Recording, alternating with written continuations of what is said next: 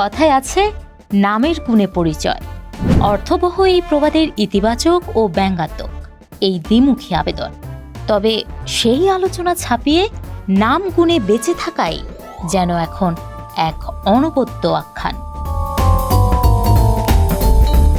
করতে পরতে সাসপেন্সের কারণে এই গল্পের আলোড়ন বিশ্বজুড়ে।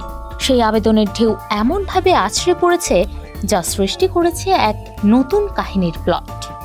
মিরপুরে চিড়িয়াখানায় এখন নতুন চিত্রনাট্যের দৃশ্যায়ন। গল্পের মূল চরিত্রে আলবিনো জাতের একটি মহিষ। এবারের কোরবানির হাটে একই জাতের এমন প্রাণী ওঠেনি তা ঠিক নয়, কিন্তু সব লাইমলাইট এসে পড়ে এই সোনালি ও ঢেউ খেলানো চুলের স্টাইলের ওপর। কারণটা একেবারেই সরল নাম, ডোনাল্ড ট্রাম্প। এই দুই শব্দেই সেটি পায় বিশ্ব পরিচিতি। এই নামই যে তাকে প্রাণে বাঁচায়নি তা হলফ করে কে বলতে পারে?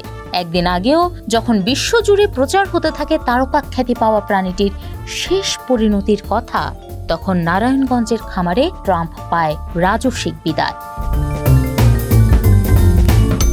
লাল গালিচা মারিয়ে রঙিন ধোঁয়া উড়িয়ে প্রাণীটিকে খামার থেকে নেওয়া হয় ক্রেতার ঘরে কেরানীগঞ্জের জিঞ্জিরায়।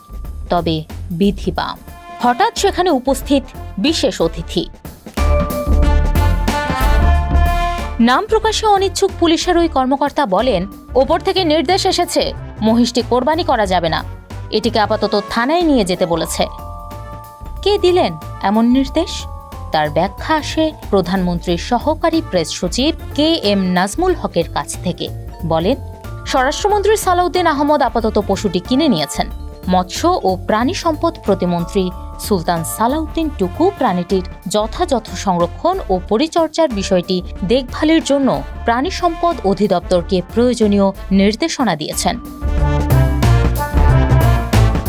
জীবনের দ্বিতীয় ইনিংস শুরু করেছে ডোনাল্ড ট্রাম্প। এজন্য প্রাণীটি কি গভীর কৃতজ্ঞতা প্রকাশ করছে ক্ষমতাধর এক রাষ্ট্রের প্রেসিডেন্টের প্রতি, নাকি সবই সেই অদৃষ্ট যার মূলে দৈবের লিখন না যায় খণ্ডন?